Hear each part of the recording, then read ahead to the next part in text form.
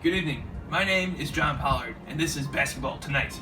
This week marks the start of the Progressive Streetball Association. Let's recap the week. First off, we had a national game of the USA versus Spain.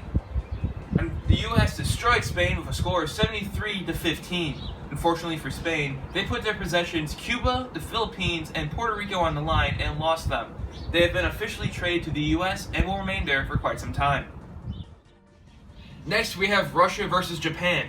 The game started with Japan putting a huge number on Russia. Japan was just barraging Russia with downtown threes, and Russia was barely hanging on to the game due to their depth and large bench.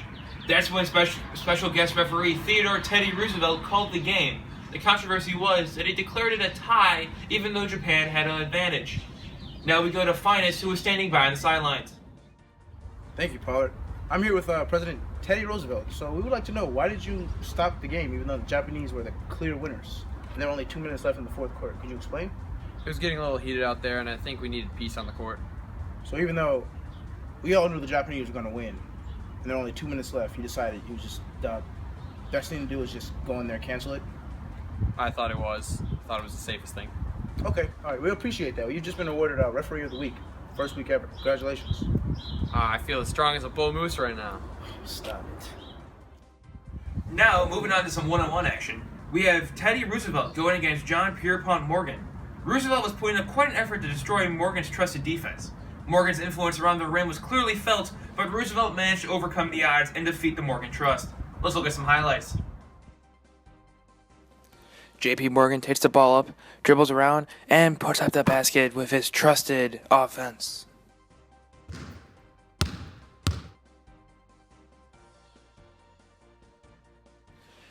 Teddy posts up JP Morgan, tries to fade away, puts one up and misses. He cannot get past JP Morgan's trust. Teddy makes a good post move, goes back, fades away, puts one off the rim. Looks like JP Morgan bought the rim too. And Teddy misses. JP Morgan slams one home. They don't call money for nothing. Teddy slams one home. Teddy dribbles up, posts up JP Morgan, fades away, and puts one away with his Sherman Antitrust Act.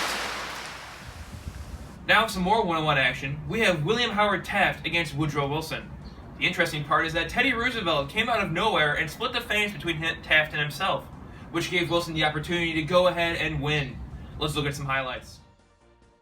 Taft gets the ball, goes up for the rim, and Teddy out of nowhere, Wilson gets the ball and puts it up in for the basket. Back to a national game, Britain took on Germany in a highly contentious game. The stakes were high as a lot was on the line. The game was very physical, but referee Woodrow Wilson kept the Germans back even with their torpedoing threes. The British blockade defense, even though it was highly illegal and left uncalled, put the Germans down and brought out a win for the British. Let's go to nationalistic American Finest Owens, who is on the sidelines with the German captain. Thank you, Pollard. I'm here with Team Germany's captain. What are your thoughts about the game? Clearly, a lot of Germans are outraged, but what are your thoughts on Woodrow Wilson's refereeing? I thought it was completely one-sided. He completely sided with the British and lost us the game. Well, I actually caught up with Wilson. We don't have the footage, but he said that he had a completely neutral position while refereeing this game. What are your thoughts on that? That's completely untrue. The British blockade was completely illegal, and he only called fouls for them, not for us at all. So you mean to tell me when Woodrow Wilson said he had a neutral position, he was lying? He was completely lying.